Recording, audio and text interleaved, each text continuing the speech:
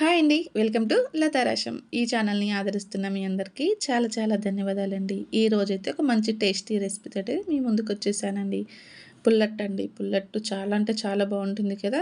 చూడండి స్పాంజీగా ఎంత స్మూత్‌గా ఉందో కదా! మీరు కానీ ఇలాగే ట్రై చేయాలనుకుంటే వీడియో స్కిప్ చేయకుండా చూడండి. చాలా అంటే చాలా బావుంటుంది వీడియో. తింటుంటే అంత బావుందో కదా! అంత టేస్ట్‌గా ఉంటుందండి. కాంబినేషన్‌గా పల్లి చట్నీ, ఇంకా నేనైతే పచ్చిమిరపకాయల పచ్చడి గాని తీసుకున్నాను.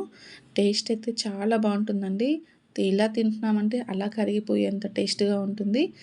మీరు గానీ ఇంతే టేస్ట్‌గా, ఇంత పర్ఫెక్ట్‌గా కుదరాలి అంటే వీడియో స్కిప్ చేయకుండా చూడండి.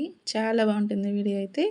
ఇప్పుడైతే ప్రాసెస్ చూసేద్దాము. ఒక బౌల్ తీసుకోవాలి. బౌల్‌లో 2 గ్లాసుల బియ్యం తీసుకోవాలి. ఒక 2 స్పూన్స్ మెంతులు గాని తీసుకోవాలండి. ఒక చిన్న కప్పుతోటి మినపప్పు తీసుకోవాలి. ఇవి మొత్తం మంచిగా వాష్ చేసుకున్నాక ఒక పెద్ద కప్పుతోటి పెరుగు తీసుకోవాలండి. పెరుగైతే కంపల్సరీగా వేసుకోవాలి. ఇంకొంచెం నీళ్ళు గాని వేసుకొని ఒక 6, 7 గంటలు నానబెట్టుకోవాలండి. పెరుగు మొత్తం మంచిగా కలిసేంత వరకు కలిపేసుకొని మూత పెట్టేసుకొని పక్కన పెట్టేసుకుందాము.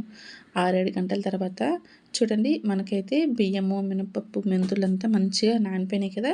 ఇప్పుడు కొంచెం కొంచెంగా మనం దోసపిండి ఎలాగైతే గ్రైండ్ చేసుకుంటామో అలాగా గ్రైండ్ చేసుకోవాలండి. ఇలాగ గ్రైండ్ చేసుకున్నాక గిన్నెలో వేసుకొని మళ్ళీ నైట్ అంతా నానబెట్టేసుకోవాలండి.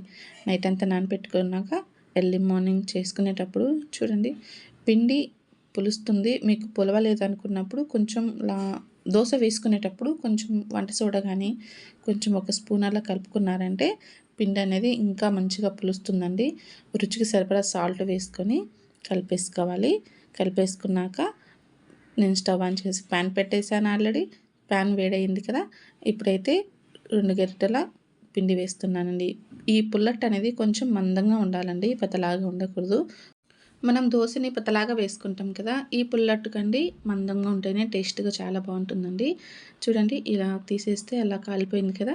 2 సైడ్స్ ఇలాగా మంచిగా ఆయిల్ వేసుకొని 2 సైడ్స్ మంచిగా కాల్చుకొని ఇలా 2 సైడ్స్ మంచిగా కాలినాక ఇప్పుడైతే ప్లేట్‌లోకి తీసుకొని సర్వ్ చేసుకోవటమేనండి. చాలా అంటే చాలా సింపుల్ ప్రాసెస్ అనండి. కొత్త వాళ్ళైనా చాలా ఈజీగా చేసుకోవచ్చు. టేస్ట్ గాని అంతే బాగుంటుందండి. మీరు గాని ఖచ్చితంగా ట్రై చేయండి. ఇంత టేస్ట్‌గా ఉన్న పుల్లట్టు. మీరు గాని ఖచ్చితంగా ట్రై చేశాక ఎలా కుదిరిందో కామెంట్‌లో తెలపండి.